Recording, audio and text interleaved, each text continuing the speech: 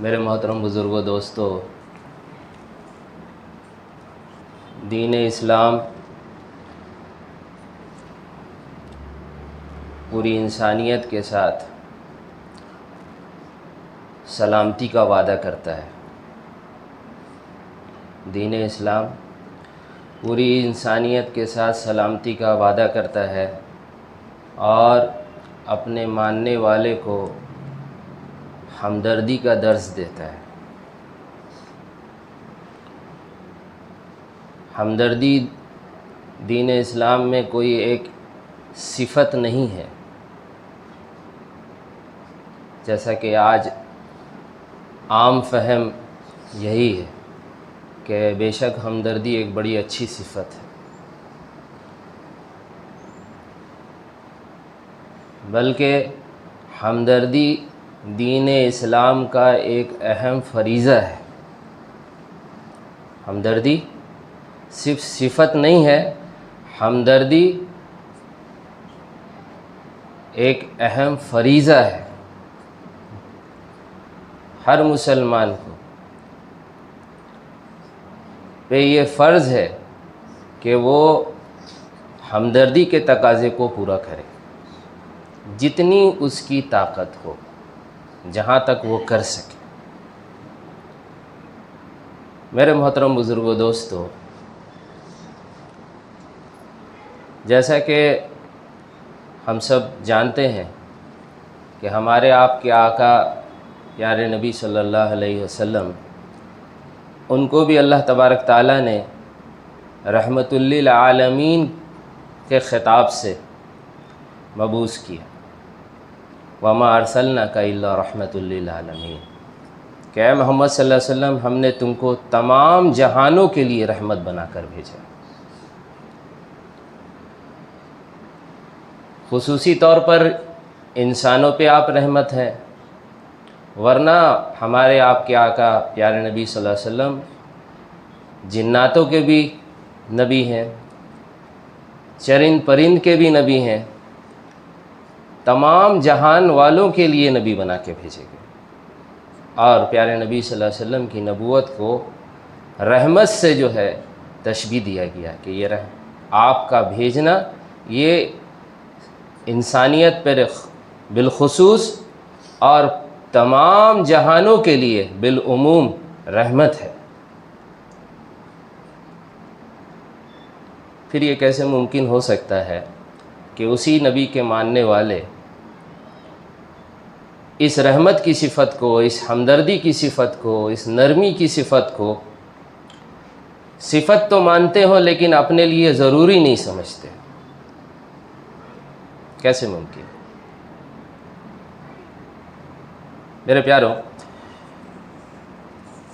پیارے نبی صلی اللہ علیہ وسلم کی بڑی مشہور حدیث ہے صحیح مسلم کی، کہ جو شخص نرمی سے محروم کر دیا گیا، نرمی کی صفت سے محروم کر دیا گیا، وہ کل بھلائی سے محروم کر دیا گیا۔ جی، جس کو اگر دوسرے الفاظ میں کہہ لیں کہ اگر کسی کے اندر نرمی نہیں ہے تو پھر دین نہیں ہے۔ بالکل یہی بات ہے کہ بھلائی کا نام ہی دین ہے۔ کل بھلائی سے محروم کر دیا گیا جو نرمی سے محروم رہا، تو جو نرمی سے محروم رہا وہ دین سے محروم رہا۔ اس کو اس طریقے سے سمجھنے کی ضرورت ہے۔ اس لیے میرے پیاروں، اور بھی بہت ساری متعدد احادیث ہیں، متفق علیہ دو اور حدیث آپ کے سامنے پیش کرتے ہیں کہ جو شخص لوگوں پر رحم نہیں کرتا، اللہ تبارک تعالیٰ بھی اس پر رحم نہیں کرتے۔ جو لوگوں پر رحم نہیں کرتا، رب بھی اس پر رحم نہیں کرتا۔ ایک دوسری حدیث کا مفہوم ہے کہ جو زمین والوں پر رحم کرتا ہے تو آسمان والا بھی اس پر رحم کرتا ہے۔ تم رحم کرو گے تو رحمان تم پر رحم کرے گا۔ ہاں، پیارے نبی صلی اللہ علیہ وسلم نے فرمایا کہ اللہ تبارک تعالیٰ کل قیامت میں پوچھے گا کچھ لوگوں سے کیا میرے بندے، میں بھوکا تھا تو نے مجھے کھانا نہیں کھلایا، میں پیاسا تھا تو نے مجھے پانی نہیں پلایا، میں برہنہ تھا تو نے مجھے کپڑا نہیں پہنایا۔ بندہ کہے گا اللہ آپ کی ذات ان چیزوں سے پاک ہے، ان ضروریات سے پاک ہے، پھر اس کا کیا مطلب ہے؟ تو اللہ تبارک تعالیٰ فرمائیں گے کہ کیا تم کو پتہ نہیں تھا کہ میرا فلاں بندہ بھوکا تھا، اگر تو اس کو کھانا کھلاتا نا تو ایسا تھا جو جیسے مجھے کھانا کھلاتا۔ کیا تجھے پتہ نہیں تھا کہ میرا فلاں بندہ پیاسا ہے، اگر تو اسے پانی پلاتا نا تو ایسا تھا جیسے مجھے پانی پلاتا۔ کیا تجھے پتہ نہیں تھا کہ میرا فلاں بندہ برہنہ ہے، کیا کہ اگر تو اسے کپڑا پہناتا تو ایسا ہوتا جیسے مجھے کپڑا پہناتا۔ اللہ اکبر، اللہ اکبر، اللہ اکبر۔ سوچے صحیح، یہ نیکی کہاں پہنچ رہی ہے، کس لیول پہ پہنچ رہی ہے، اور ہمارے معاشرے میں ہماری دینی جو ہے نا سوجھ بوجھ میں، دینی ایکٹیویٹیز میں اس کا کتنا عمل دخل ہے ہم سب جانتے ہیں۔ ہم اس کو نیکی ضرور مانتے ہیں، اس میں کوئی دو رائے نہیں، لیکن اس کو ضروری نہیں سمجھتے۔ کیا نہیں کیا ہاں اچھی بات ہے، فلاں کرتا ہے، فلاں کا بڑا ہاتھ کھلا ہوا ہے، تم کیوں نہیں کرتے؟ تو اپنے لیے ہم نے دوسرے اعمال کو زیادہ ضروری سمجھ رکھا ہے۔ میرے محترم بزرگوں، دوستو، بخاری مسلم کی حدیث ہے، پیارے نبی صلی اللہ علیہ وسلم نے فرمایا کہ تم میں سے کوئی شخص اس وقت تک مومن نہیں ہو سکتا جب تک کہ وہ اپنے بھائی کے لیے بھی وہ پسند نہ کرے جو خود اپنے لیے پسند کرتا ہے۔ اپنے بھائی کے لیے بھی وہ پسند نہ کرے جو خود اپنے لیے پسند کرتا ہے۔ یہ ہمدردی کہ اس کا دکھ میرا دکھ ہے، اس کی تکلیف میری تکلیف ہے، اس کی آزمائش اور اس کے جسم پہ گزرنے والے حالات اور تکالیف کو اپنے جسم پہ فیل کرنا، اس کا نام ہے ہمدردی، اس کا نام ہے امپیتھی، اس کا نام ہے نرمی، اس کا نام ہے کہ جو اپنے لیے پسند کرو اپنے بھائی کے لیے بھی پسند کرو۔ میرے محترم بزرگوں، دوستو، اس کا نام ہے رحمت بننا ہے۔ ہمارے نبی بھی رحمت تھے اور یہ امت بھی انسانیت پہ رحمت ہے، تمام جہان والوں پہ رحمت ہے، بالخصوص انسانوں پر اور بالعموم سارے کے سارے جہان والوں پر، چاہے وہ جاندار ہو یا بے جان ہو۔ پیارے نبی صلی اللہ علیہ وسلم نے جانوروں کے بھی حقوق بتائے، چاہے وہ جانور خود آپ کے پالتو ہوں یا آزاد جانور جو جنگلوں میں چلتے پھرتے ہیں، ان کے بھی حقوق بتائے۔ پیارے نبی صلی اللہ علیہ وسلم نے درختوں کے بھی حقوق بتائے کہ جو بلا ضرورت آپ اس کو کاٹ نہیں سکتے ہیں کوئی درخت۔ میرے محترم بزرگوں، دوستو، پیارے نبی صلی اللہ علیہ وسلم نے پانی کے ذخائر کے بھی حقوق بتائے کہ ذخیرے میں سے بھی پانی اگر تم استعمال کر رہے ہوئے، بہتے پانی میں سے بھی، بہتے جو چشمے سے بھی اگر تم پانی اٹھا رہے ہو تو ضرورت سے زیادہ نہیں اٹھانا ہے۔ یہ نہیں یہ تو بہہ رہا ہے، تو ایبنڈنس ہے، آ رہا ہے جا رہا ہے، اور نہ ہی اس میں کسی قسم کی گندگی کرنے کی جو ہے نا اجازت دی، بلکہ سخت تنبیہ کیا اور بتایا کہ نہیں، کہ جو بھی ریسورس ہے آپ اس کو پولیوٹ نہیں کر سکتے، ایکسپلائٹ نہیں کر سکتے، اس کا مس یوز نہیں کر سکتے۔ میرے محترم بزرگوں، دوستو، اس امت کو پورے انسانیت پہ جو ہے نا رحمت بننے کا ماڈیول دے کے بھیجا گیا تھا، اور اس کی سب سے پہلی شروعات یہاں سے ہوتی کہ اس کی تکلیف کو اپنا تکلیف بناؤ، جو حال اس پہ گزر رہا اس حال کو اپنے اندر فیل کرو، محسوس کرو، اور جو کچھ کر سکتے اس کے لیے کرو۔ میرے محترم بزرگوں، دوستو، آج چونکہ دین میں نیکی کا تصور بہت دھندلا ہو گیا ہے اور بڑا کنفیوژن ہے اس میں، اور لوگ افراط و تفریق کے شکار ہیں۔ ہر ایک اپنا ایک ایکسٹریم اپنی چاہت کے بنیاد پر طے کر چکا ہے، اور اپنی ایکسٹریم پہ ہی دین کا انقلاب، دین کا عروج، دین کی تکمیل، نیکی کا جو ہے نا چوٹی محسوس کرتا ہے۔ میرے محترم بزرگوں، دوستو، کسی کے لیے روزہ نماز ذکر و تلاوت سچائی امانت داری اسی پہ اتنا فوکس ہے کہ ان کے لیے حلال کمانا اور پھر اس حلال کمائے ہوئے رزق سے دوسروں کی داد رسی کرنا، کسی مظلوم کے حق میں گواہی کے لیے کھڑا ہو جانا، اس مظلوم کو اس ظلم سے رہائی میں اور اس ظلم سے جو ہے دفع کرانے میں اس کی مدد کرنا، ان چیزوں کو ضروری نہیں سمجھتے۔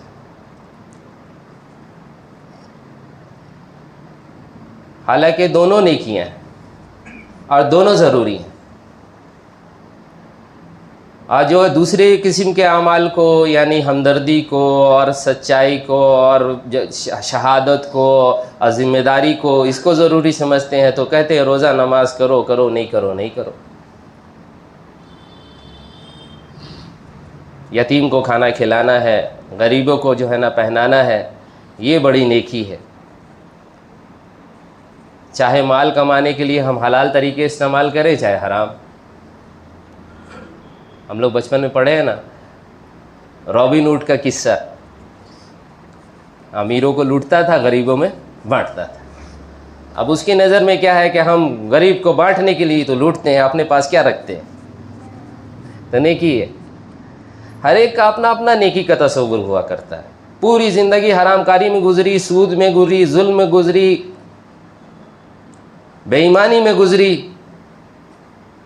زندگی کے آخری حصے میں ایک بہترین مسجد بھی بنوا دیا،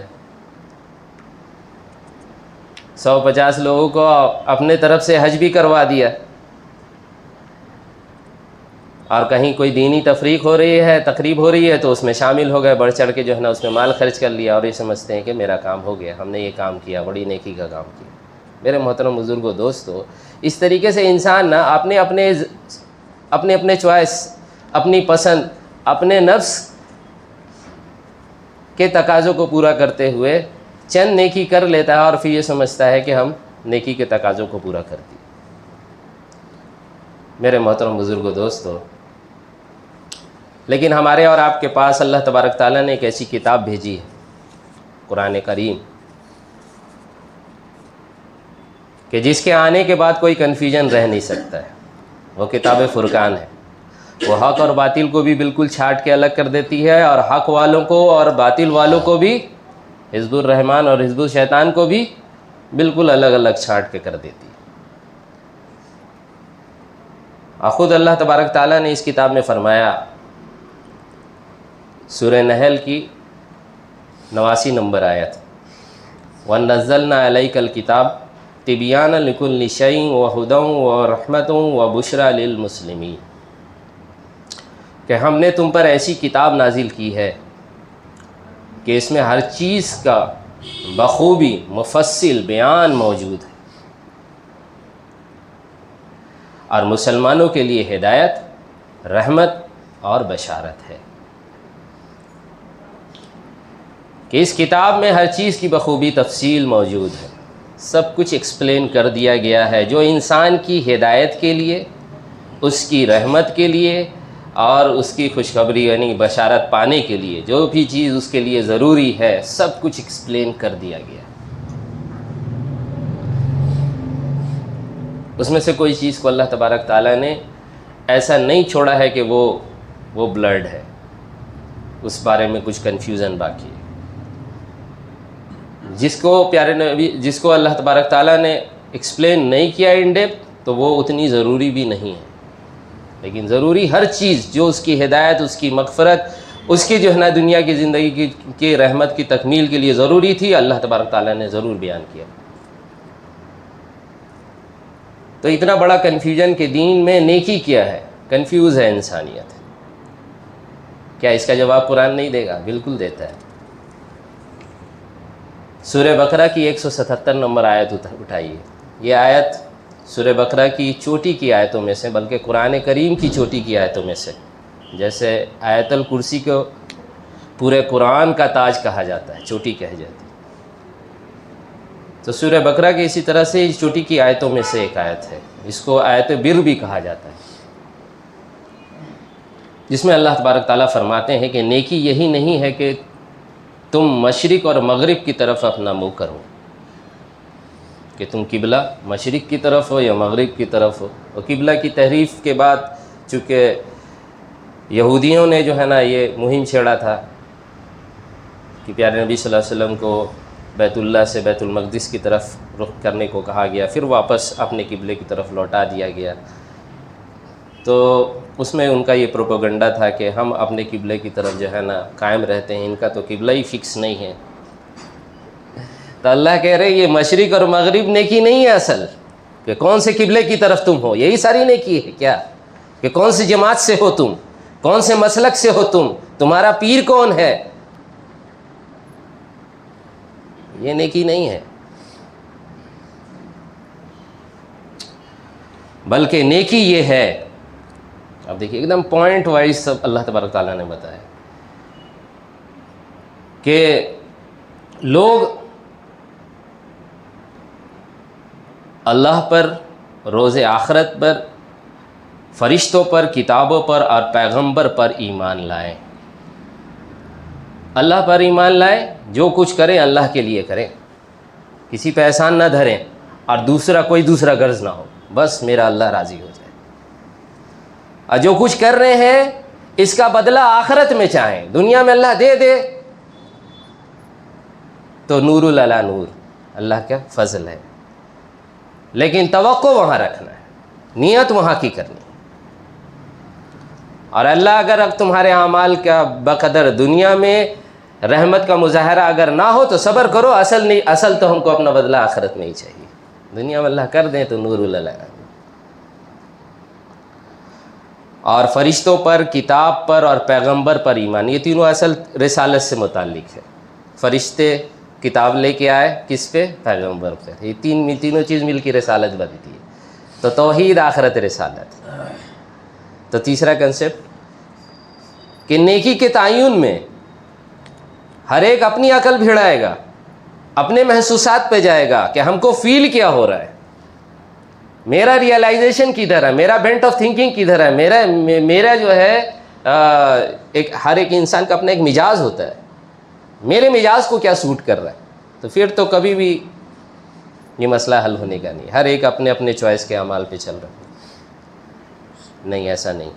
اور پھر انسانیت اسی افراق و تفریق کا شکار ہوگا جیسے آج ہیں، چونکہ چھوڑ دیے قرآن، پڑھیں تو بالکل صاف سمجھ میں آتا ہے کہ اللہ تبارک تعالیٰ فرما رہے ہیں کہ نبوت کے ذریعے سے تم کو جو کچھ ملے، رسالت کے وسیلے سے تم کو جو کچھ عطا کیا جائے، وہ اصل تمہارے لیے کرامت ہوگا، وہ ہوگا بینچ مارک، وہ ہوگا کرائیٹیریا، وہ ہوگا وہ پرنسپل جس کے مطابق تم کو عمل کرنا ہے، اور اسی کرائیٹیریا اور پرنسپل کے مطابق تم سے کل قیامت میں تمہارا ایویلویشن ہوگا، آخرت میں سوالات اس کرائیٹیریا کے مطابق ہونے چاہیے۔ تو محمد صلی اللہ علیہ وسلم کی ذات اور دوسرے انبیاء کرام باقی اقوام کے لیے وہ نمونہ ہوا کرتے تھے کہ جیسے یہ کریں بس ویسا تم کر کے آؤ، اگر کسی معاملے میں ان سے کمی رہ جائے تو کم سے کم تم اس کو ایکسیپٹ کرو کہ نہیں کرنا یہ تھا، لیکن ہم ابھی تو وہاں تک پہنچ نہیں سکے ہیں، اور انشاءاللہ تعالیٰ ضرور پہنچیں گے۔ رول ماڈل اس کو۔ پھر آگے اللہ تبارک تعالیٰ اب اعمال بتا رہے ہیں، یہ کیا ایمان، کہ سب سے پہلی نیکی ایمان۔ مال باوجود عزیز رکھنے کے، کہ مال کس کو محبوب نہیں ہوتا، کوئی دیوانہ ہی ہوگا جس کو محبوب نہیں ہوتا ہے نا، مال محبوب ہوتی ہے کیونکہ مال سے تقاضے پورے ہوتے ہوئے دکھتے ہیں، یہ انسان کے تجربے کی چیز ہے۔ ابھی کسی کو یہ تجربہ نہیں ہو رہا تو اس کے عقل کا فطور ہے، بالکل یہ ہے۔ اور اس میں بھی افراق و تفریق میں انسان پڑتا ہے اس اعتبار سے کہ ایک طبقہ کہتا ہے مال کمانا ہی جرم ہے، مال ہے ہی فساد، فتنہ ہے، دور رہو اس سے، اب فقیر بن جاؤ، صوفی، چھوٹا پہنو اور موٹا کھاؤ، اسی کو نیکی سمجھ لیتے، جاؤ بیٹھ جاؤ بدھ مت میں جا کے بیٹھ جاؤ، وہاں جا کے ذکر کرو، نہیں، باوجود اس کے کہ مال عزیز رکھتے ہیں،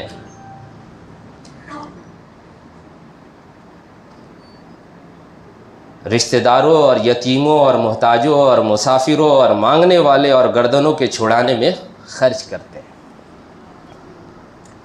مال کا نہیں کمانا ایک ایکسٹریم، ایک گمراہی، اور مال کما کے پھر جمع کر کے رکھنا، خرچ نہیں کرنا صحیح جگہ، پھر یہ دوسرا ایکسٹریم۔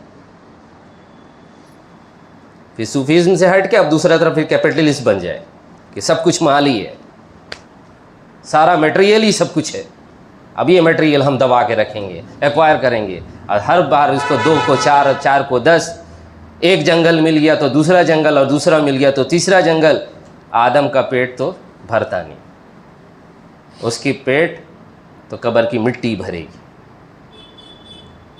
تو اس ایکسٹریم پہ بھی نہیں جانا، بلکہ اس مال میں سے خرچ کرنا ہے۔ کس پہ؟ تو سب سے پہلا حق بتایا جا رہا ہے رشتہ داروں پر۔ اس میں بھی ہوتا ہے جن پہ خرچ کرنے میں نام ہو، جس کا خرچ کرنے سے جو ہے نا ہم کو دوسرے قسم کے بینیفٹس مل سکے، وہاں خرچ کریں گے، تو ہمدردی کا تقاضا بھی سو کالڈ پورا ہو گیا، اور دوسرے اینڈ سے جو ہے اپنے راستے بھی کھل رہے ہیں، کم سے کم نام تو مل ہی رہا ہے۔ اور عام طور پر ایسا ہوتا ہے، رشتہ داروں سے شکایت رہتی ہے، چچا کا بچہ کو تو ہرگز نہیں دیں گے، ہے نا، یہ عام شکایت۔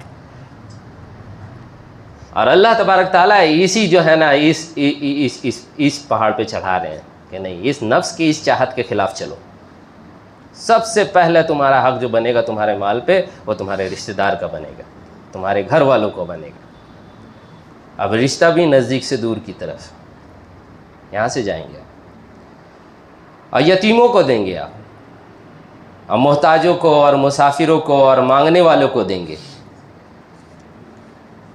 سورہ انسان کی جو ہے 8 اور 9 نمبر آیت میں وہاں قیدیوں کا بھی ذکر ہے کہ اور یہ اللہ کی محبت میں کھانا کھلاتے ہیں مسکین کو، یتیم کو اور قیدیوں کو، اور کہتے ہیں کہ ہم تم کو خالص اللہ کی وجہ سے کھلاتے ہیں، یعنی اللہ کے لیے کھلاتے ہیں، نہ تو تم سے کسی قسم کا بدلہ چاہتے ہیں اور نہ شکریہ۔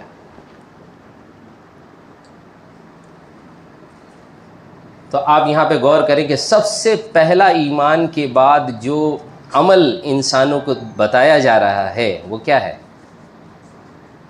مال باوجود عزیز رکھنے کے رشتہ داروں، یتیموں، محتاجوں، مسافروں اور مانگنے والوں اور گردنوں کے چھڑانے پہ خرچ کرتے ہیں۔ یہ سب انسانی ہمدردی، یہ وہ تقاضا ہے جس کو ہمدردی کہا جاتا ہے، یہ ہے وہ امپیتھی، یہ ہے وہ تقاضا جس کو کہا جائے کہ نرمی، کہ اس کے دل میں ہمدردی ہے۔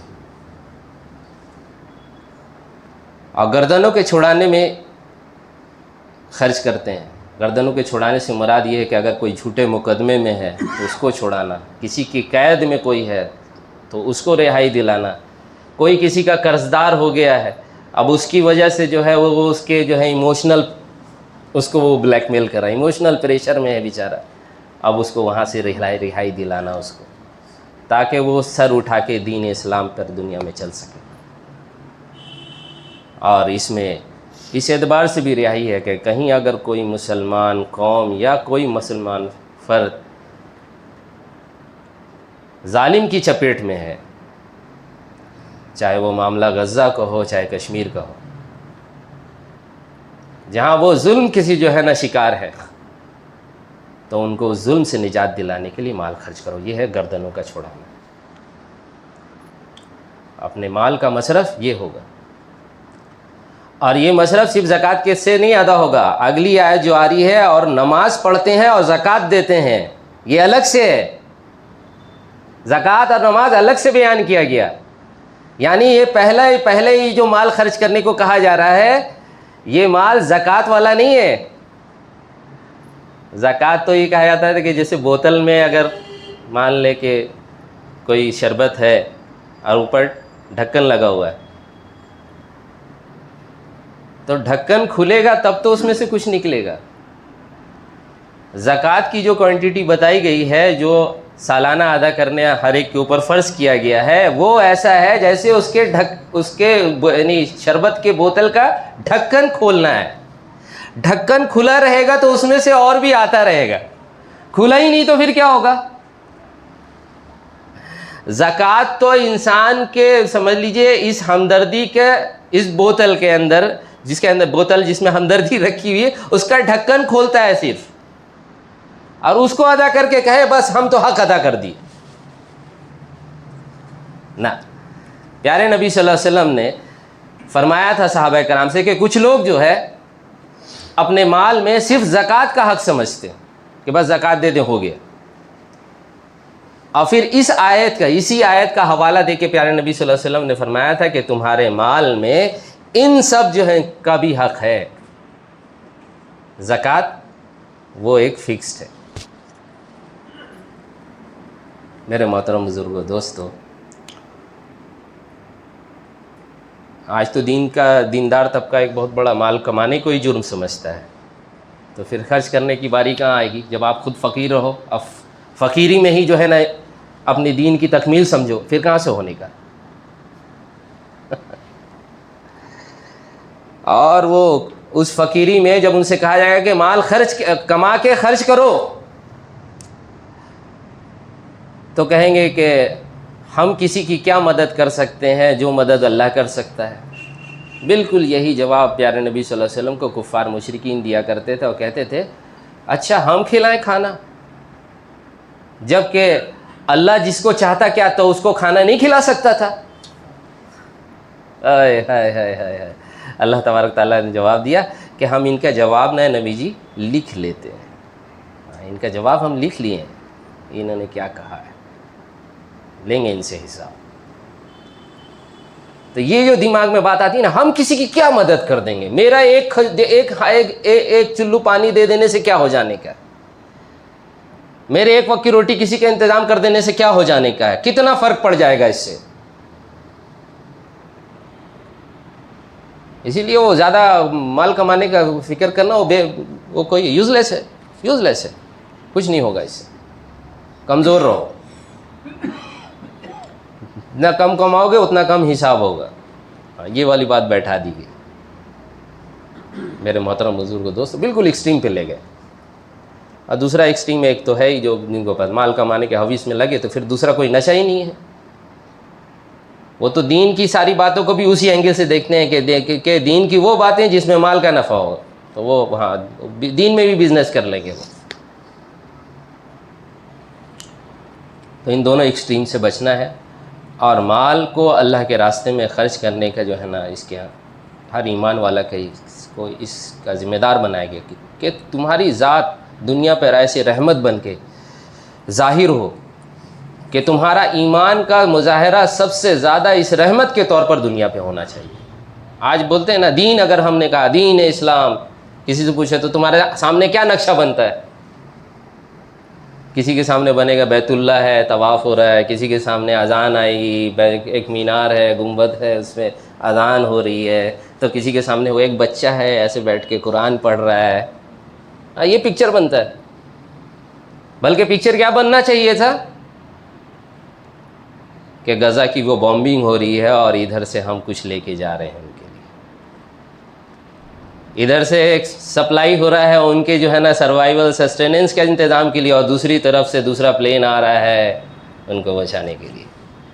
یہ پکچر بننا چاہیے کہ ہم انسانیت کا گردن چھڑانے کے لیے کام کرتے ہیں، ہم رحمت ہیں. اسلام وعدہ کرتا ہے پوری انسانیت سے سلامتی کا. ہر مسلمان کو سلامتی کا نمونہ بننا پڑے گا. اگر وہ سلامتی کا نمونہ ہمدردی کے طور پر ظاہر نہیں ہو رہا ہے تو صحیح اسلام میں وہ ہے ہی نہیں.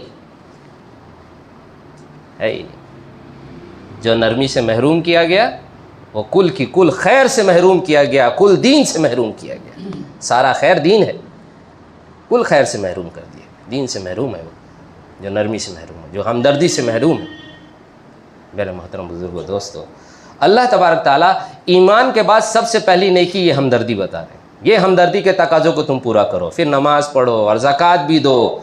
اور پھر آگے اللہ تبارک تعالیٰ فرما رہے ہیں اور سختی اور عہد جب تم کرو تو اس کو پورا کرو. جب بھی عہد کر لو تو پھر اس کو پورا کرو. کیریکٹر کیسا ہونا چاہیے؟ تو ایک کیریکٹر ایک اسٹرانگ، سینسیبل اور ایک ڈائنامک اور ایک جو ہے رسپانسبل کیریکٹر کے طور پہ تم دنیا میں نمایاں ہونا چاہیے کہ جب کوئی وعدہ کر دیا تو پھر اس کو پورا کرنا ہے. تو پوری سوسائٹی میں آپ دیکھیں جتنے ٹرانزیکشنس ہیں سب اسٹریم لائن ہو جائے گا. کہیں کسی کے پیچھے جو ہے نا آپ کو پڑھنا نہیں پڑے گا, کوئی جو ہے نا آڈیٹنگ کی ضرورت نہیں پڑے گی, آپ کو ویجیلنس کی ضرورت نہیں پڑے گی. سارا مسئلہ یہیں آ کے پتہ ہے. انڈسٹریز میں کام کرنا بہت آسان, لیکن یہ آڈیٹنگ اور انٹیلیجنس کے چکر میں سب کا سر درد رہتا ہے, پریشان رہتے ہیں. جو بھی کام کر رہے ہیں کسی بھی ملٹی نیشنل میں, کسی بھی بڑی کمپنی, آپ پوچھیے ان سے, وہ کیا کہ کام تو ایسے ہو جاتا ہے, وہ باقی یہ سارا جو ہے نا خرافات میں دماغ بھاری ہو جاتا ہے.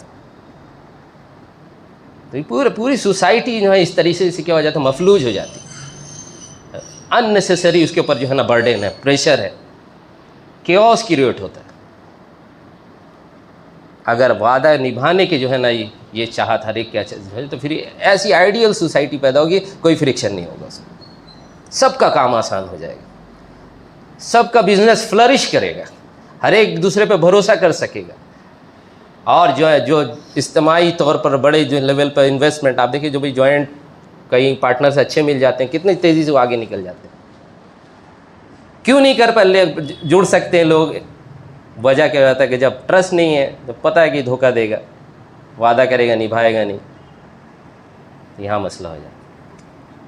تو یہ سوسائٹی کی جو ہے نا اہم ساخت کو یہاں ڈیفائن کرے گا کہ جب بھی عہد کرو پورا کرو, ہر چیز ہر معاملے میں.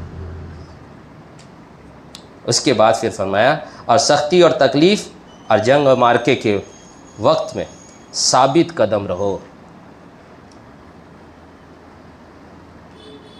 تو دین اسلام کوئی وہ بدھ مت والا اور خانقاہوں والا دین تو ہے نہیں. پہاڑ پہ جا کے بیٹھ جائیں اللہ اللہ کریں نہ, آپ کو میدان میں رہنا پڑے گا. اور یہ سارا کچھ آپ کو صحیح کرنے کے لیے, سارا عمل کرنے کے لیے ڈیفینیٹلی آپ کے لیے راہیں مزین نہیں ہوں گی, آپ کو اسٹرگل کرنا پڑے گا. اور میدان جنگ کے مارکے بھی آپ کے لیے سجائے جائیں گے, اس میں بھی آپ کو کودنا پڑے گا اور جم کے دکھانا پڑے گا. میرے محترم بزرگ و دوستو, اس کے بعد اللہ تبارک تعالیٰ فرما رہے ہیں یہی وہ لوگ ہیں جو اپنے ایمان میں سچے ہیں, اور یہی وہ لوگ ہیں جو اللہ سے ڈرتے ہیں. یہ ہے تقویٰ والے, یہ ہے صدیقین, یہ سچے لوگ ہیں, یہ ہے اصل نیکی کرنے والے لوگ. اور آج ہماری نیکی کا معیار کیا ہے کہ فلانے نے ایک چمتکار دکھا دیا تھا. ہاں تم کو پتہ نہیں ہے, حضرت مردہ زندہ کیے بھائی. ہم وہ آدمی سے ملے ہیں جن کے سامنے کیے تھے. حضرت کو روزانہ محمد صلی اللہ علیہ وسلم خواب میں آتے ہیں. اب حضرت جو بولیں گے وہی کرنا ہے, چاہے قرآن میں کچھ ہو, حدیث میں ہو, ہم کو اس سے مطلب ہے. سمجھ میں آ رہا ہے؟ ہاں ہر جگہ یہی چل رہا ہے. نیکی کیا ہے اب حضرت بتائیں گے. کیوں ان کے پیچھے ہے کہ نہیں حضرت تقویٰ والے. تقویٰ والے اعمال کیا ہے وہ تو ہم کبھی قرآن سے دیکھنے نہیں جائیں گے. تمہارے حضرت کتنے بار میدان میں آئے, اب کتنے انسانی ہمدردی کا تقاضا انہوں نے پورا کیا. اکثر یہ سارے حضرت وہ کسی بھی فرقہ جماعت مسلک تنظیم تحریک سے تعلق رکھنے والے اکثر ان کی زبان غزہ پہ اس بلیٹنٹ جینوسائڈ پہ بھی کھلنے میں ان کو 7 سے 8 مہینے لگ گئے, جبکہ ایک اتھیسٹ کا زبان کھلنے میں اور اس کے قدم اٹھنے میں بھی 7 منٹ نہیں لگے کہ نہیں غلط ہو رہا ہے. پتہ کس قسم کا دین ہے. اللہ ہم سب کی حفاظت فرمائے, ہم سب کے جو ہے نا صحیح رہنمائی فرمائے, اور صحیح و کامل مکمل دین جو اللہ تبارک تعالیٰ نے کتاب اللہ میں بتایا ہے اس کو وہاں سے سیکھ کر اس پہ جو ہے پوری اعتماد اور بصیرت کے ساتھ, پوری استقامت کے ساتھ چلنے والا بنا. واخر دعوانا والحمد للہ رب العالمین.